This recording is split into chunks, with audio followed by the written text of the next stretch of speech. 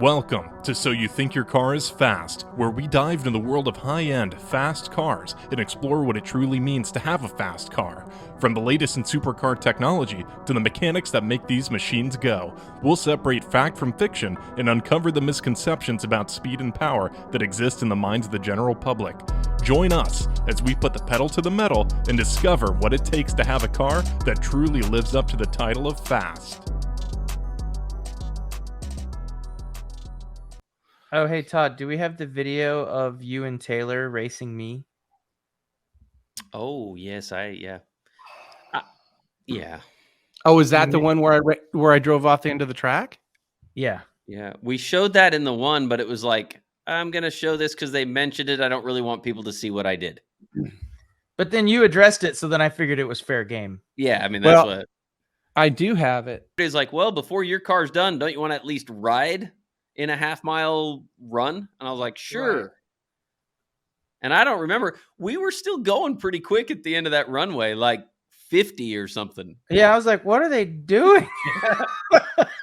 Dan's like, guys, I'm going to take this exit here if you don't mind. It was Abilene, and you took the video. Abilene. Okay, so where did we leave off? Oh yeah, when I drove off the road at Abilene with you in the car. Yeah, Dan, that was my first experience. You were racing Dan. That was your first time. Okay, so yeah, it was the hey, I think we're limited to 175 or 180 with a passenger, so we blow through at 204 or 205, and then we just thought that we were on a streak, so we just kept going. So if Jason was watching this, there was definitely an instrumentation error. They were not going 204, 205.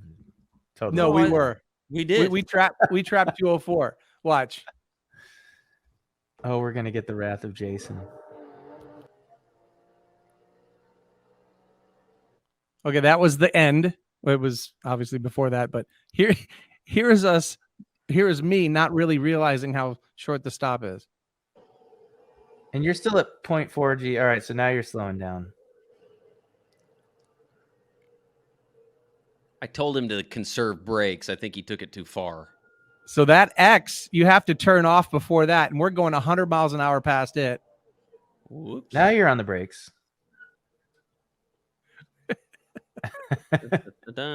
Okay, so we weren't going 50 anymore, but you almost took out one of those little landing lights. I know, I noticed that, but we survived. I was right behind you. I had a first row seat. I know. That's what I was thinking. I was like, I wonder what's going through Dan's head. Like, well, I didn't know what Todd was going to do. So I figured out that he was going off about the time he did when he went to full 1G braking. And I said, well, he's either going to shoot left and try to stay on, or he's going to go off and then loop back around. So I stopped like on the runway, just stopped and waited to see. Oh, you did? Shoot. I wish I had slowed down. I had slowed down dramatically. I think on that pass, you guys went 204. I went like high 190s, like 197 or something like that. And so you guys were ahead of me, but I was still pretty close. Now, Taylor, was that your first experience over 200 in a car? Yes. Or had you been? No, I'd never done 200. Well, I didn't mean to. I think 170-ish is the fastest I had gone before that point. And you know what? I don't like being a passenger going that fast. But it was okay. We survived. I think the fact that we went off the end of the runway just kind of supported me needing to be the driver.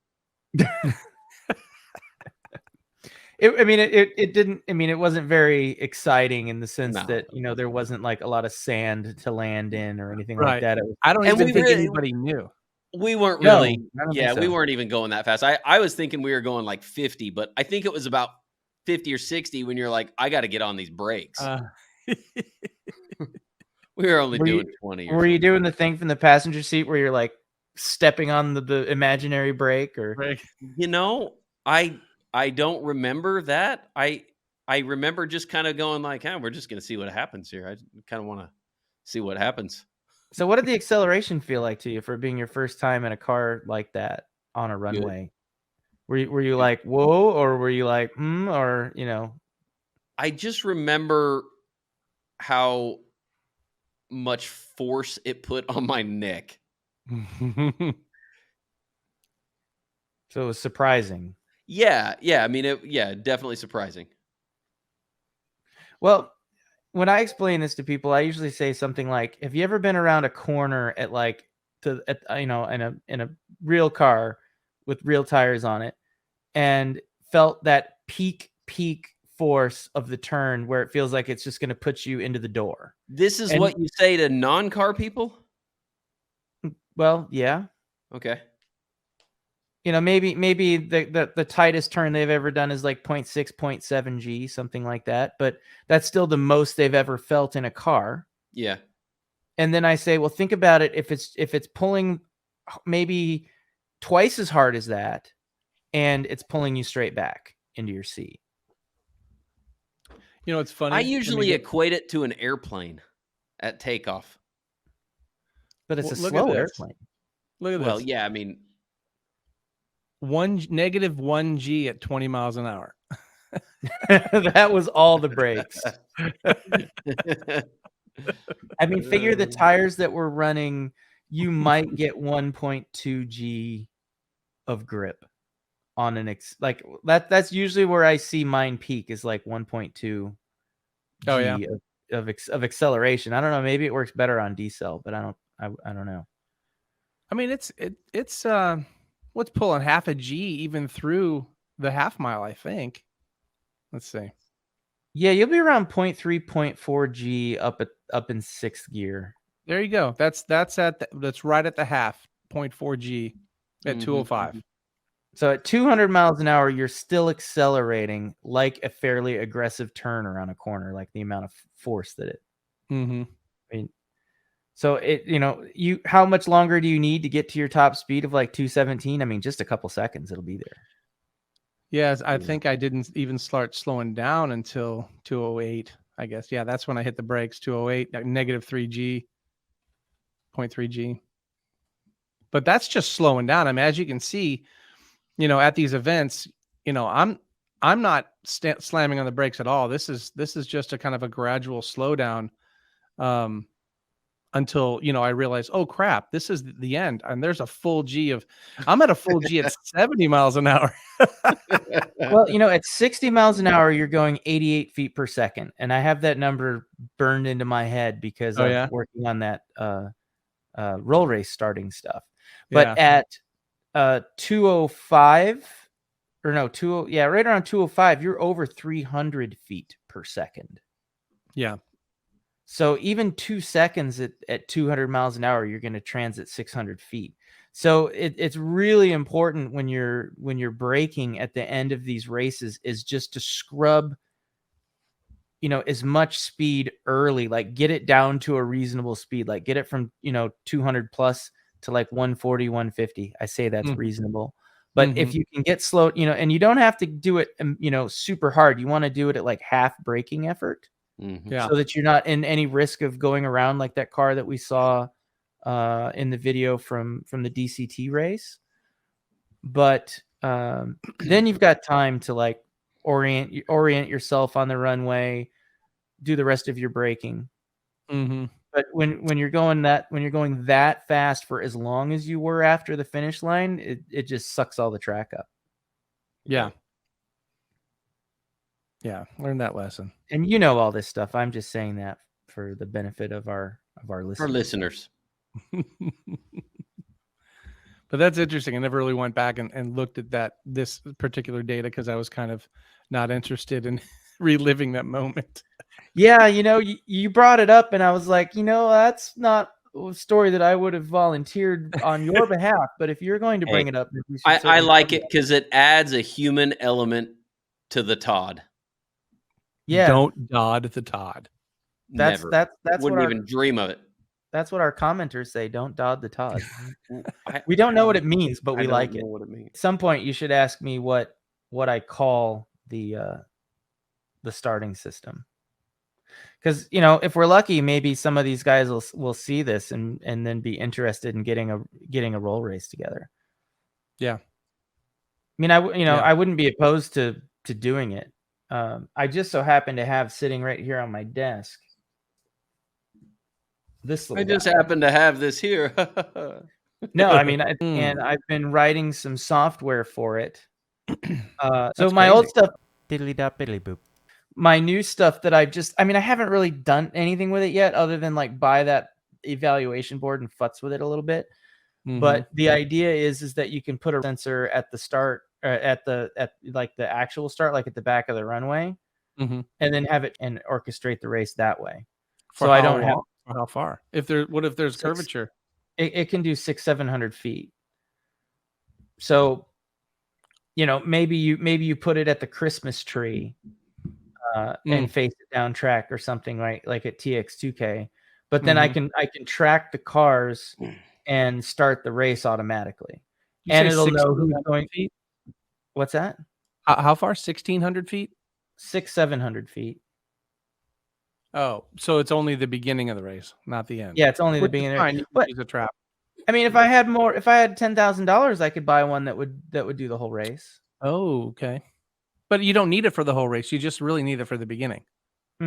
Realistically, the system is just like it is with music. There's a sample rate, and your accuracy and your of the thing that you're trying to reproduce is limited by your sample rate, like in an MP3. And so if I'm going to reconfigure to go really long range like that, I lose resolution doing it. So, I might not know the car's position, but plus or minus 5 feet at that kind of range. So this particular unit is really hyper accurate up to like 600-700 feet. And then beyond that, like, I don't really consider it that great, but I could get other units as well. Like we could put one at the finish line and merge the data together and do it. I mean, it's totally possible. I mean, or you could just get one unit that could do the whole bang. But, like once I actually have the technology working, it would be a passive solution so that all you have to do is go set it up on the track and just run the cars down it. No. Because like right now, what I have to do is put a little box in every car, and that's been the hang up because, I can't give these ape racers a box to put in their car that requires any thought. Because for one thing, that's asking a little too much of the driver in the first place. You know how look at Taylor, he can't even turn on a camera. That was on cue. Your camera shut off. But yeah. What timing? You can't even turn on a camera. You're turning it on. You just can't keep it on. Flies when we're having fun. I just got a text. Ooh. I just got a text, everybody, from John Bray. Oh, I got one from Steve a minute ago while we're talking too. What does John say? John Bray says this. I'm sorry, the head doesn't have compression. I sent him a text. I said, hey, man, I said, congratulations on getting Kevin Durant. Did you hear about that he went to the Suns today? Anyway, he goes, I know, but he's been hurt a lot lately. But here's the great text he sent me. He says, your engine will be done Monday. Like this Monday or just on a Monday? No, that means Monday, the next Monday. Your engine will be done on a Monday. Oh, ye of little faith. Your engine will be done in a week. It might not be next week, but in a week, it will be done. 4 days. Okay, that's good news. 4 days. So now I gotta get my gearbox back now from good old Bill Rader. My gearbox. My news today was, hey, your battery's dead. You need a new battery. What? Your gearbox has a dead battery? No, my battery on my car. So Dan, I'm sorry I interrupted you. You said you got a text from Steve. What happened? Okay, so I was talking to you guys, so I didn't really read it that closely. I know what it says. My transmission has shipped. Oh no! To Bill Rader. Did your engine ship too? What's that? Did your engine ship too? My engine is sitting there ready to go. John is arranging pickup. Oh, okay. On a Monday. On a Monday. So I'll get mine Monday, and you'll get yours. You'll ship yours out Monday. Good news, guys. Both your engines will be done on a Monday. Not the same Monday, but just on a Monday. Well, this is good for me because I need Todd's engine to get to Steve so Steve can put Todd's car together before mine. Because if both my engine and Todd's engine are there at the same time, then we're going to have to start bribing people. You want to know work on who's first. You want to hear the bad though. Steve is going to be out of town the 3 days before 2K. Well, he's going to be on vacation. That's bad for me. That's bad for me. I just found out Wayne's out of town next week, so that's why Trey's trying to get. Yeah, Trey's trying to get my car done and back to Wayne's shop. I mean, I think Trey's hustling on it, man. He did fix. Have you guys ever looked at the battery trays in our car? Yeah. You know, you can fit 3 different size batteries in there, and the battery tie down, there's 3 holes. Well, the battery that came with my car, I had the battery tie down in the middle hole. Fine, no big deal. But when it was time to replace a battery, I was like, well, I'm going to get a bigger battery because. Nobody gets a bigger battery, Taylor. Huh? Nobody gets a bigger battery. You get a smaller battery, lighter battery. I'm okay with that. We need more power, more battery. No, yeah, I rather have a battery that's over spec'd than under. Anyway, I get the biggest battery that'll fit in the tray. You get an H7? I go to you got an anti-gravity. No, I go to bolt the tie down. That largest hole has no threads in it. Freaking idiots. So I had to rig up a nut that just fit under the battery tray.